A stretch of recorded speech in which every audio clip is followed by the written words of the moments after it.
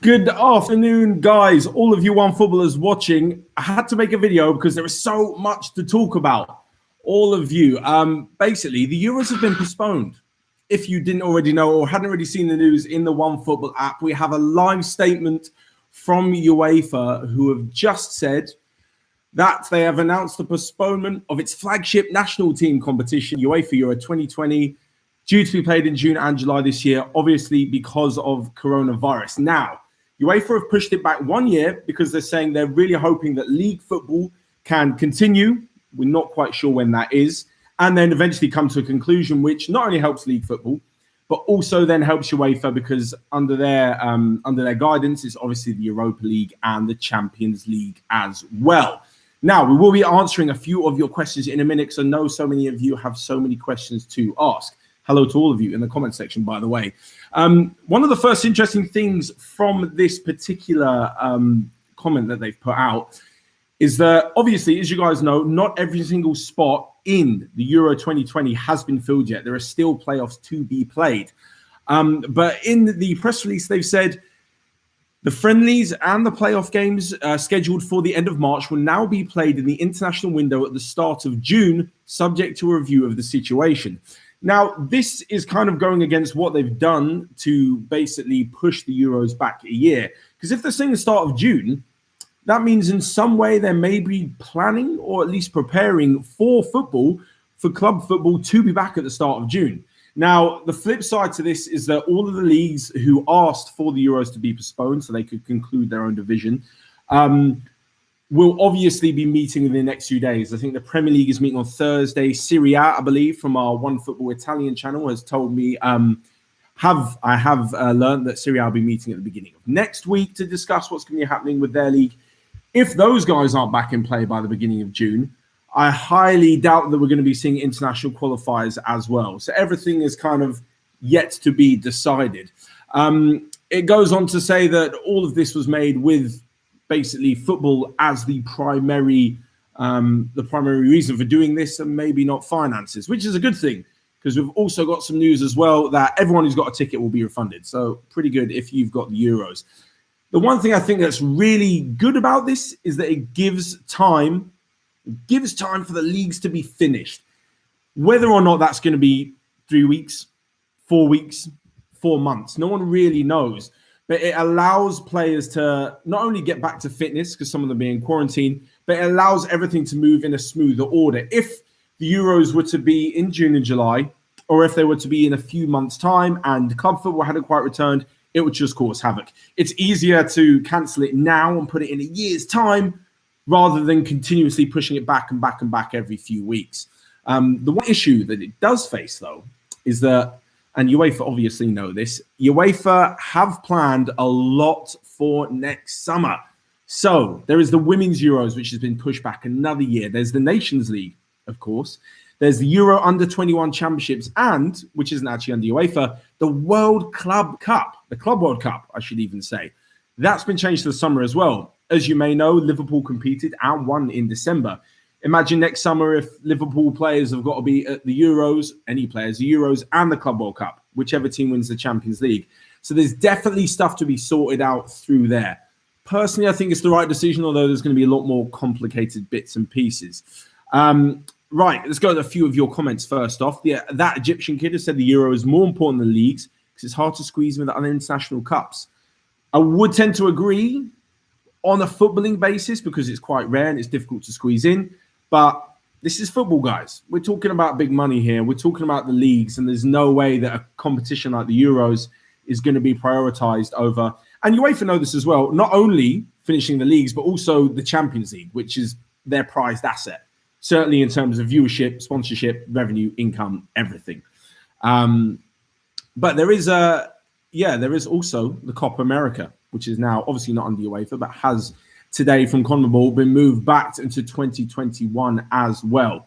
So taking it from a player's point of view, got an interesting question. Flo Marquardt actually has written in, asking about whether Thomas Muller and Mats Hummels have time to get back into Germany. Now, I'm using them two as a case, but there certainly is real relevance to not only the UEFA being pushed back a year, but the leagues as well. Can certain players either return to form, return from injury, or even drop out of form before the European Championships next summer and before the leagues come back into action? So as for Muller and Hummels, I think Germany are definitely moving towards something new, despite the fact that Muller's been unbelievable this season. I'd certainly put him back in there. Hummels, yeah, he's been pretty decent, depending on how far Dortmund go. And it'll be very difficult. So Uncle Tamisa said, since the Euros are postponed, what do you think give other countries a chance to become favourites? Will Italy and Spain be worse? Again, this is kind of what I'm talking about. The main thing I would say certainly would be injuries. So from an English point of view, going into this summer, right? Harry Kane's been injured for the last few months and will be injured. Him coming back and being fit again for next season's Euros, provided he doesn't get injured, being fit for next season's Euros would be a massive boost for England. The same with Marcus Rashford. The same with Callum Hudson-Odoi. Jadon Sancho, on the flip side, will have 1 more year's experience and surely be a better player for it. Some players who are on the fringes, such as Declan Rice and Ross Barkley, have got another year to get back into it. The same thing does go for Spain and Italy and France as well. Ousmane Dembele will be a massive miss of Barcelona. If he's back in the next few months, by the time the Champions League knockouts eventually gets to be completed, it'll be good for Barcelona. If he's back for France to help that attack, maybe Antoine Griezmann's moved on by next summer and definitely has either completely plummeted even further from his poor Barcelona form, or he's refound his form and he's unbelievable. There's just so many sort of things to figure out. Asked Rook has also said, do you think the Champions League will be played in other venues? There have been rumours. I will hold my hands up. I don't know the official bits. There has been rumours that there will be like a small knockout. I say knockout tournament. That's what the Champions League is. There will be a smaller version of the Champions League played in and around Turkey. So the final is at the Ataturk Stadium in Istanbul, where Liverpool had that fantastic penalty victory over AC in 2005. So what they might do is make it a really small competition that lasts 2 weeks. You play every 3 to 4 days. And again, this is provided that the Champions League can work in conjunction with all the other leagues, like the Premier League, Serie A, Bundesliga, that they play. There's the second leg of the first round knockout stages to be played. So Barca, Napoli, Juve, Lyon, Bayern, Chelsea still got to be played, and Real Madrid, Manchester City. And then the rest of them will just be one game ties. So you're all the way through to the final. A couple of match days that could probably be squeezed in between 2 weeks. The same goes for the Europa League as well in Gdansk in Poland. So yeah, I think quite a few teams could be better, but could be worse. And two main guys I wanted to talk about as well, given that we are entering, as much as you don't want to admit it, the twilight of their career, is Cristiano Ronaldo and Lionel Messi. So first off, I'm thinking of Cristiano Ronaldo. If there's anyone who's going to stay fit, it's going to be him. But bear in mind, by the time the Euros comes around, the Euros, which he and his Portugal side are currently the reigning champions of, by the time that comes around next year, he'll be 36 years old. Again, Ronaldo's going to stay fit as best as he can. We know that. If you're going to give any player a chance of being fit at 36 to lead your team into a Euros, it's going to be Ronaldo. But that's 1 more year. That's 1 more year of maybe not messed up, but certainly off the schedule competition. Let's say there's a finishing of Serie A within the next few months, not much of a break, and then another Serie A season starting. I don't care which footballer you are. That may take the toll on the 30-something-year-old. So Cristiano Ronaldo is going to be there. In 1 year's time, also going to have Lionel Messi at the Copa America 1 year later, 34 years old. Again, I'm not saying that in 1 year's time they're going to be absolutely useless, but it may have an effect on these kind of players. As well as this, like I mentioned before, players come out from injury. There's also a chance for other players to come through. Be honest, even though, yes, he is playing for Norway, Erling Haaland wouldn't necessarily have been a star in the summer. So you have 1 year later. Who knows where he's going to be in 1 year? And by the way, for those of you who are wondering, on our Onefootball EN channel where we are, this is the Onefootball studio. Technically, this isn't working from home, but I live super close, so it's okay to walk in. But to more of your questions, as we move on a little bit. So, Swazdig Bazoo has said, will the United Nations League be cancelled? You mean the UEFA Nations League? That's another big thing. That's going to be played a few years before. And if you ever thought that a friendly competition had less relevance, it's now just being bulldozed and bullied by its kind of bigger, older brother, I guess. So next summer, between the 2nd and the 6th of June, were the initial dates for the UEFA Nations League. And now, of course, the new dates for the men's Euros are the 11th of June. 5 days in between, it's not necessarily going to happen. My guess, my kind of idea would that the UEFA Nations League is 4 days of competition. They might as well find another time to fill that. Maybe in all the times when there's other friendly games, over the next year. So Adrian Matthews asking, is UEFA's mini tournament a good idea? I think it would be. It'd certainly be exciting. But if the rest of football isn't on, or there's no fans there, you're basically left in the same position where it's not really great and you're kind of rushing it through for the hell of it. The one, I wouldn't necessarily say it's a good thing, but the one thing that's kind of going for UEFA is that they are in control.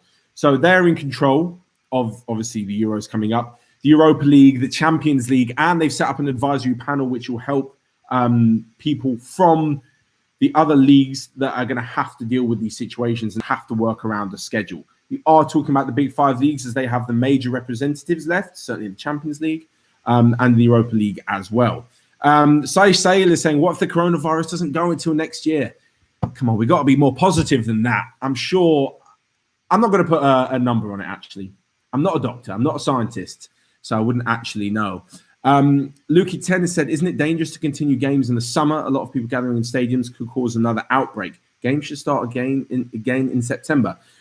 I think that's kind of what's happening at the moment. As you mentioned before, UEFA saying that they plan to use the June break as finishing off the rest of the qualifiers for Euro 2020, Euro 2021, as it's called, is kind of maybe jumping the gun just a little bit. They have said, as I mentioned before, subject to a review of the situation. Things are changing minute by minute. Before the weekend just gone, the Bundesliga was all set to go ahead behind closed doors. Then Friday, they finally made the decision to be one of the last ones to call it all off. But yeah, the other two major tournaments that we've been talking about, Champions League and the Europa League. Apparently, this isn't necessarily true. Just heard a few rumors that, again, UEFA have put dates at the end of June for the finals. Talking about mini tournament. I'm not overly sure what happened. And if they are moving for the health of the fans, staff and players and making it the number one priority, then maybe they're going to have to review this situation in a little bit. I think we can all agree that it definitely makes sense at the moment. But there are still those questions to be answered. So let's go through a few more of yours before we call it a day. EIP has said, how will the transfer market work? This is really, really interesting. I found that there needs to be a clear space in time where they can work a transfer market in. I'm not sure you can necessarily say football might not be back for the next few weeks. Let's quickly get a transfer market in.